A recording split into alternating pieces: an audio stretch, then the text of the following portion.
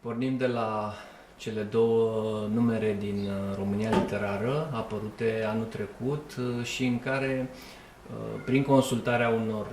critici și istorici literari din mai multe generații, s-au conturat două foarte necesare, în opinia mea, liste canonice. În privința literaturii române s-au exprimat așadar critici istorici literari și cercetători ai fenomenului, care și-au asumat o sarcină destul de dificilă, aceea ca dintr-o producție literară foarte întinsă, foarte amplă, literatura română numără mii, zeci de mii de titluri și de autori în ultima 100 de ani. Prin această operațiune de decantare și de selectare s-a ajuns la o cifră rotundă, la 100 de titluri de poezie, respectiv de proză, cele mai importante titluri apărute în ultima 100 de ani.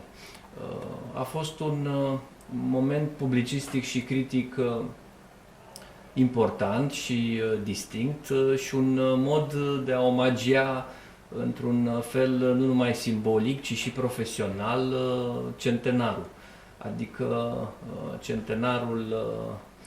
României Mari, iată, se poate aniversa, se poate omagia nu numai prin manifestări din acestea convenționale de bucurie ritualică exprimată prin hore și prin chiuituri, ci și prin o reflexie a specialiștilor unui anumit domeniu asupra structurii și substanței pe care trecerea timpului o marchează în chiar domeniul respectiv. Era deci foarte firesc ca, fiind vorba despre literatură și despre cei mai importanți autori și cele mai importante titluri de poezie și de proză din ultima 100 de ani, pe această temă să-și dea cu părerea și să fie consultați specialiștii domeniului respectiv. S-a analizat în multe rânduri felul în care se constituie canonul literar, ce înseamnă canon literar, prin urmare și ce înseamnă listă canonică, cine o face și în ce măsură cei care își asumă explicit sau implicit realizarea unui asemenea canon sunt niște instanțe credibile, sunt niște instanțe obiective, ferite de subiectivism, de partipriuri sau, ca să venim spre un termen din domeniul fotbalistic, care nu fac parte din găști literare și culturale și grupuri de prestigiu. Construcția canonică și canonul au fost comparate în mai multe rânduri cu o piramidă. O piramidă pe care o putem plasa cu vârful în sus sau cu vârful în jos, cu baza atât de largă, în sus sau în jos, în funcție de perspectiva noastră, și în care timpul așează lucrurile la locul lor, dă proporțiile necesare și cuvenite, timpul despre care s-a spus că e cel mai bun judecător, făcând dreptate și corectând ierarhiile uneori viciate ale unei anumite epoci istorice. Ca să dau un exemplu rapid, în epoca interbelică, un mare prozator era considerat Cezar Petrescu, era și foarte popular, era foarte citit, îi se cumpărau cărțile, la fel de citit și de popular ca Ionel Teodoreanu. Ei bine, istoria literară a făcut reparația cuvenită, l-a așezat pe Cezar Petrescu la locul pe care opera lui îl merita, acela de autor prolific, dar de planul 2, dacă nu chiar minor, și l-a scos în față posteritatea pe Camil Petrescu, petizul lui Cezar Petrescu, aproape necunoscut publicului larg în epoca interbelică, dar care a fost un inovator, un reformator al romanului și care deci a fost selectat nu de epoca lui literară, ci a fost selectat de posteritatea pe care a avut-o. Iată deci cum această posteritate, care nu poate fi reglată de un autor când el este în viață, dimpotrivă, sunt cazuri când autorul are succes în timpul vieții și apoi peste numele lui se așterne praful după ce moare. Iată deci cum posteritatea este cel mai bun judecător, fapt care l-a făcut pe Marele Călinescu să-și spună la un moment dat că viața și chiar biografia unui scriitor încep odată cu posteritatea lui, încep abia după ce el nu mai este printre noi. În această piramidă cu un vârf evident foarte subțire și cu o bază foarte largă, avem o echivalare spațială și geometrică a literaturii române și a oricărei literaturi naționale. Baza este formată din toți autorii care publică volume, indiferent de valoarea lor. Cu cât urcăm spre vârf, cu atât se rețin mai puține nume, iar vârful este reprezentat de obicei de o categorie foarte restrânsă de autori, considerați, chiar dacă nu totdeauna de contemporanilor, dar întotdeauna de posteritate, considerați ca fiind clasicii literaturii respective. Cine ar putea fi în vârful piramidei noastre? Acum, dacă ne referim la întreaga istorie a literaturii române, nu numai la ultima 100 de ani, în vârful poeziei românești ar trebui să-i regăsim pe Eminescu, firește, pe Arghezi, pe Nichita Stănescu și cu cât ne apropiem de contemporaneitate, cu atât ni se pare mai dificil să mai așternem niște nume acolo sus. În proză, în vârful piramidei canonice, ar fi evident, din epoca interbelică, ar fi Rebreanu, care și în Ancheta României Literare a apărut, cum era și firesc, chiar cu mai multe romane, cu mai multe titluri. El este considerat creatorul romanului obiectiv, creatorul romanului realist în adevăratul înțeles al termenului. Deci Rebreanu este acolo sus. Din epoca postbelică, iată că avem câteva nume de prozatori din generația 60 care apar și pe această listă canonică din România literară și care sunt și în scara mea de valori a literaturii române contemporane. Valori care s-au afirmat în condiții istorice și ideologice destul de dificile, unele chiar teribile, dacă ne gândim la anii 50 ai realismului socialist, dar și la anii 80, de după tezele din iulie 1971 ale lui Nicolae Ceaușescu, care a încercat să reintroducă o anumită rețetă ideologică pentru literatură. Scriitorii care au creat opere viabile în acea epocă sunt numiți rezistenți prin cultură și pe bună dreptate, fiindcă ei au reușit în condiții, cum spuneam, foarte dificile, să scoată cărți originale, titluri importante, titluri care multe dintre ele se studiază astăzi la școală și care au fost verificate, au fost testate valoric de trecerea timpului și mai ales de această răsturnare de epocă produsă la noi în decembrie 1989. Autorii care s-au manifestat și care au confirmat, au devenit omologați după al doilea război mondial, în timpul regimului totalitar de la noi și care au reușit să treacă, ca să spunem așa, și în epoca următoare, au continuat să fie citiți, au continuat să fie reeditați, s-a vorbit despre ei în două epoci succesive și atât de deosebite una de alta. Sunt autori care trec așadar proba timpului și a căror viabilitate se verifică prin faptul că, indiferent de ideologia dominantă într-o anumită epocă, opera lor literară rezistă. Din generația 60 avem așadar, nu m-a surprins deloc să te regăsesc pe lista canonică din România literară, pe Nicolae Breban, pe Augustin Buzura, pe George Bălăiță, pe Dumitru Radu Popescu, firește prozatori din generația anterioară care nu puteau lipsi de pe această listă, Marin Preda, Eugen Barbu, figură controversată în continuare, dar autorul unor romane importante. Deci, iată că și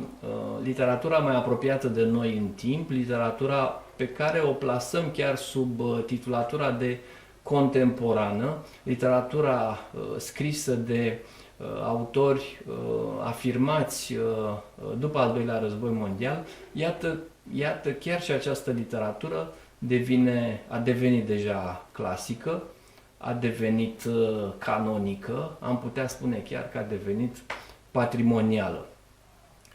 Mi se pare important să vorbesc și despre faptul că acești 100 de ani scurși de la realizarea, de la constituirea României Mari, la sfârșitul primului război mondial. Deci în această 100 de ani, scursă din 1918-1919 și până în 2018-2019, în acești 100 de ani, literatura română a traversat o perioadă istorică sau mai multe perioade istorice care nu au fost deloc ușoare, nu au fost deloc facile, nu au fost niște timpuri în care scriitorii și în general artiștii să trăiască foarte senini, foarte relaxați și fără nicio grijă. Dacă stăm și numărăm, o bună parte din acest secol de istorie și de literatură a stat sub zodia unor dictaturi, aproape mai mult de jumătate. Dacă ne gândim la dictatura regală a lui Carol al II-lea, dacă ne gândim apoi la dictatura antonesciană, dacă ne gândim la dictatura ce a început sub semnul internaționalismului sovietic cu Gheorghe Gheorghiu Dej și a continuat cu dictatura național-comunistă a lui Nicolae Ceaușescu. Deci dacă socotim că între 47 și 89 am avut peste 40 de ani de dictatură de stânga, iar înaintea celui de-al doilea război mondial și în timpul celui de-al doilea război mondial am avut niște dictaturi de dreapta, rezultă că aproape jumătate sau chiar mai mult din acest interval istoric pe care îl iau în discuție, 100 de ani de la constituirea României Mari și 100 de ani de literatură română, jumătate, dacă nu mai mult, stă sub zodia unor regimuri politice totalitare, dictatoriale sau măcar autoritare. Deci, noi cei de azi care trăim, iată, vorbim liber la 30 de ani de la Revoluție și spunem ce ne trece prin cap, fără să dăm socoteală nimănui, fără să depindem de ștampila unei instituții care se numește oficial sau nu cenzură, fără să ne punem problema că ceea ce spunem sau ceea ce scriem trebuie să primească viza unui anumit control făcut din perspectiva unei anumite ideologii decretate ca fiind unică. Deci noi cei care ne manifestăm atât de liber astăzi, trebuie să facem un mic efort să ne reprezentăm ce însemna nelibertatea generațiilor anterioare generației noastre. E foarte ușor să vorbești astăzi cu sentimentul că acest drept îl ai și îl poți exploata în orice formă. Era mult mai greu pentru reprezentanții generațiilor anterioare să spună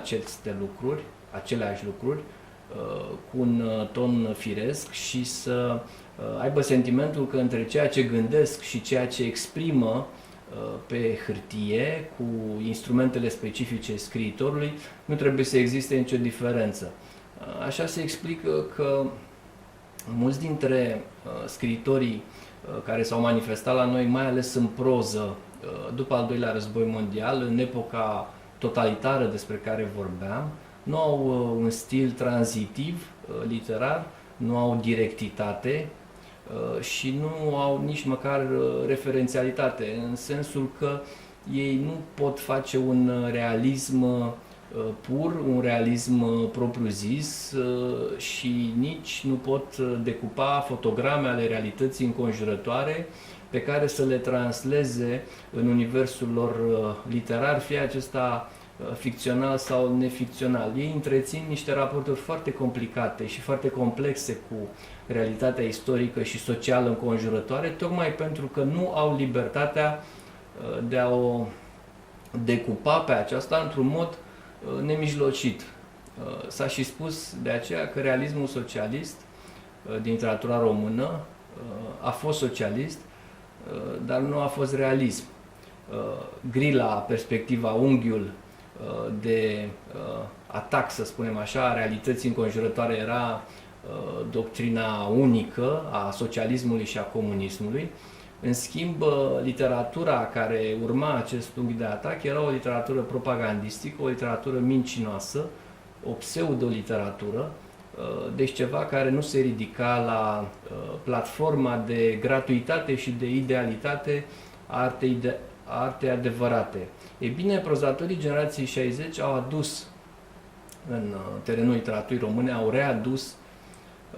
această pecete atât de greu de pus în acele timpuri a artei adevărate. Au reușit să se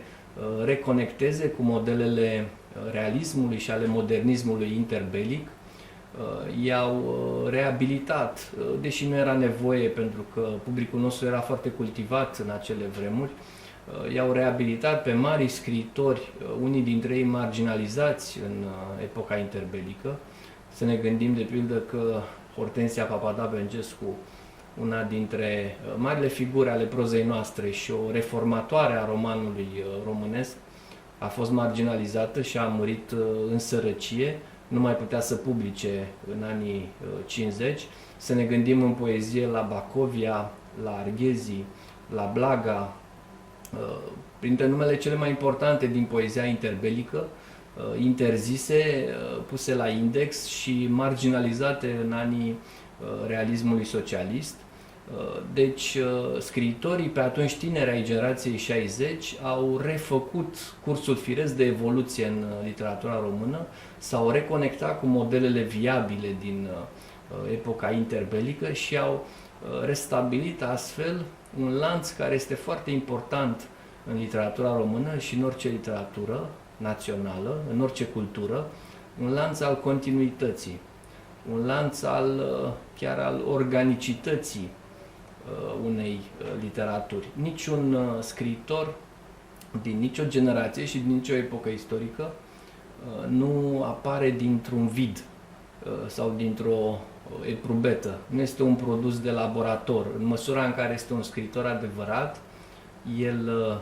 aparține unui asemenea lanț al continuității, are niște modele, are niște repere, are niște predecesori, niște precursori și iată chiar Eminescu, marele nostru poet, simțea într-o poezie programatică intitulată Epigonii nevoia de a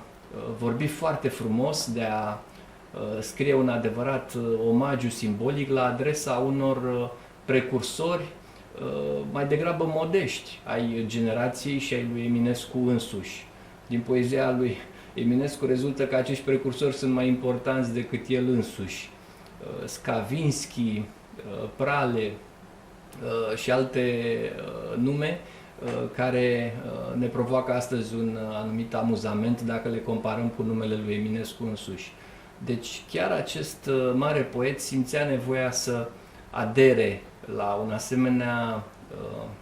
un asemenea lanț al continuității istorice și literare, să se racordeze la o anumită tradiție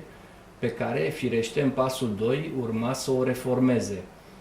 urma să o reconfigureze și să o restructureze. La fel și scriitorii din generația 60, incluși în această piramidă și în această listă canonică, prin opțiunile criticilor și istoricilor literari, ei simt în primul pas, în prima repriză, nevoia de a se reconecta simbolic la modernismul interbelic, la marele moment interbelic al literaturii române, pentru ca apoi, în pasul 2, să-și afirme propria individualitate creatoare. De altfel, nici nu poți să fii original, într-un mod autentic și profund, dacă nu cunoști trecutul și tradiția de care te vei desprinde la un moment dat, pe care o vei trăda într-un mod creator. Nu poți să fii original dacă ești incult, dacă ești ignar, dacă nu ai citit lucrurile de care la un moment dat te vei desprinde. Revenind deci la acest aparent paradox că în 100 de ani de istorie și de literatură, literatura română a avut jumătate de secol, jumătate de veac, condiții foarte dure, foarte dificile de existență și că totuși ea a dat atâtea cărți importante, în timp ce după Revoluția din 1989, când cu toții ne așteptam să apară foarte multe cărți de sertar, cum erau numite, literatura care nu putea să apară înainte de 1989. Deci în acești 30 de ani, dacă stăm și facem o evaluare, sunt relativ puține titluri la nivelul celor scrise în anii grei ai comunismului. Și acesta este, cum spuneam, un anumit paradox istoric și sociologic. De ce într-un regim totalitar apar cărți mai importante și mai valoroase decât apar în condiții de democrație și de libertate? Este oare o eroare de percepție a noastră? Simțim nevoia să prizăm și să evaluăm pozitiv numai ceea ce este deja consacrat de istoria literară și suntem oarecum reticenți, avem o anumită mefiență în fața actualității literare, vedem capodoperele numai de departe, nu și de aproape. Cred că totuși, dincolo de acest posibil viciu de percepție, cred că literatura română, mai ales din 1960 încoace, deci după liberalizarea de la finele epocii Dej, literatura română, începând cu generația 60, este la nivelul celei din epoca interbelică și, din păcate, trebuie să o spun pentru că aparțin acestei epoci, de după 1989, literatura de după 1989, scrisă în condiții de libertate, nu înregistrează numărul de titluri importante apărute în cele două epoci anterioare. Făcând acum un rezumat a ceea ce am spus până acum, iată că avem deja în 100 de ani de istorie națională și de literatură națională, avem trei epoci distincte. Avem epoca interbelică, în care literatura română reușește să se sincronizeze perfect cu literaturile occidentale, ceea ce dorea Lovinescu, să ne racordăm la modelele poetice și prozastice din literaturile occidentale, mai ales din literatura franceză. S-a ajuns chiar să se spună că la începutul anilor 40, că polul suprarealismului mondial s-a mutat la București și glumesc cu studenții spunând că această afirmație este valabilă și în politica românească a vremurilor noastre. De multe ori scenele din Parlament și din alte instituții par decupaje suprarealiste, pentru care maestrii suprarealismului ne-ar invidia. Deci iată că la începutul anilor 40 eram perfect sincronizați cu literatura occidentală. Avem așadar un fel de bilanț de etapă al epocii interbelice. Avem apoi epoca postbelică, în care restartarea literaturii române adevărate se face aproximativ din 1960.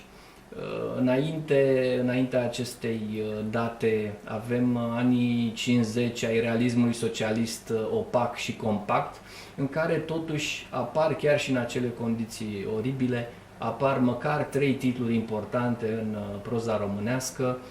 Moromeții, volumul 1 de Marin Preda, Groapa lui Eugen Barbu și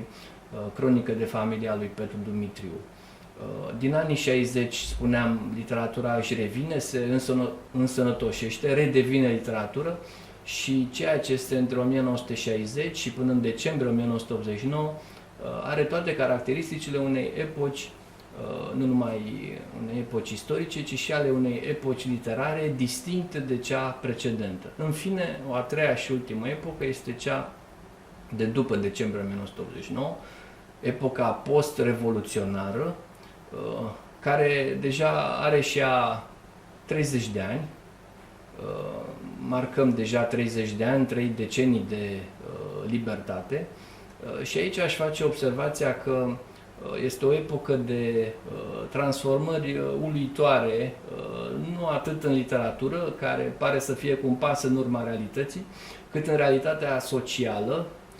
Generația mea, generația decrețeilor, a avut parte de două revoluții într-o existență care nu numără totuși foarte mulți ani.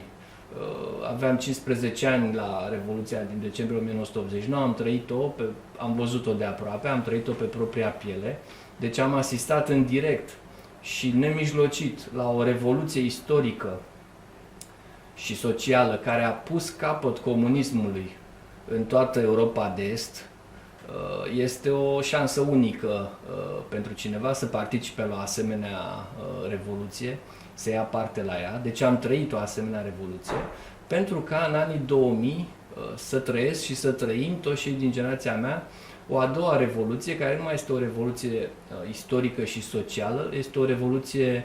societală, este o revoluție tehnologică, este o revoluție a mijloacelor de informare și de difuzare, este o revoluție adusă de internet, care schimbă complet, modifică substanțial cadrele realității, care schimbă reperele și care oferă experiențe nemai întâlnite, fie ele și virtuale, celor din generația noastră, ca și celor din generațiile